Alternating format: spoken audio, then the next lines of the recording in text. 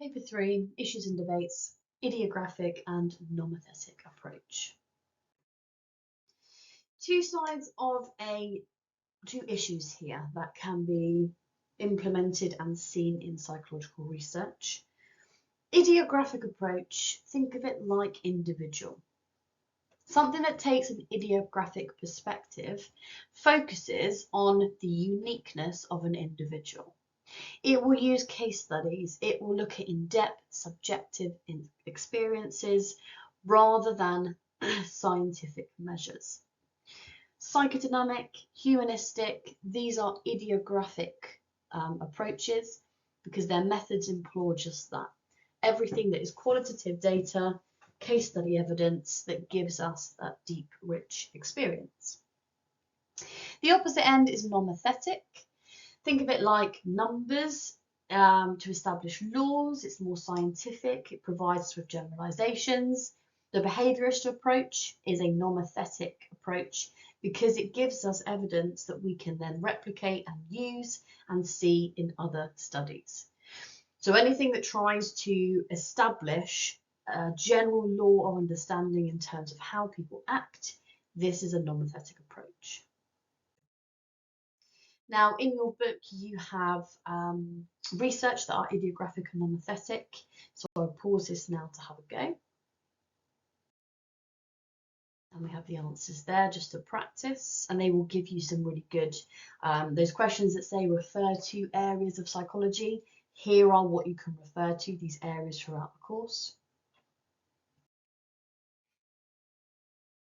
So that's that for AO1. If we delve into AO3 then, our idiographic approach, taking that case study way of experimental methods, contributes to a nomothetic approach.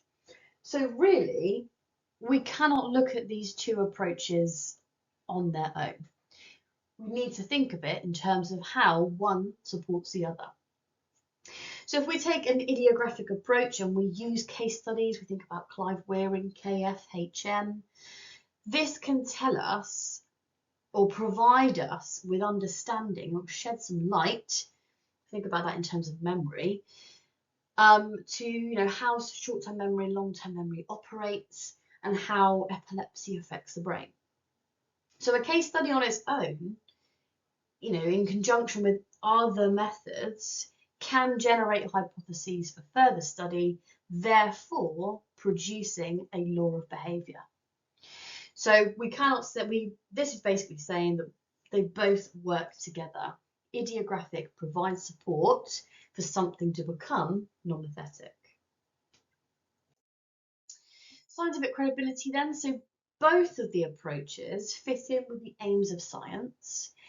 If we take a nomothetic approach, something like the behaviorist, Skinner, Pavlov, they're doing it in the lab, they're standardizing, they're controlling their variables. This, it fits in with what we know about science. Researchers using an idiographic approach seek to objectify their methods, and they might use something called triangulation. So this is where they use several methods to try and increase validity for their findings.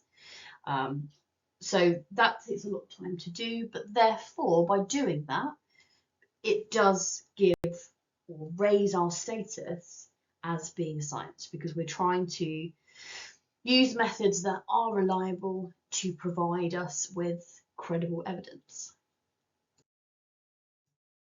And then lastly, the main issue that we have with nomothetic is that they focus so much on the science that they lose the person at the centre of what they're studying.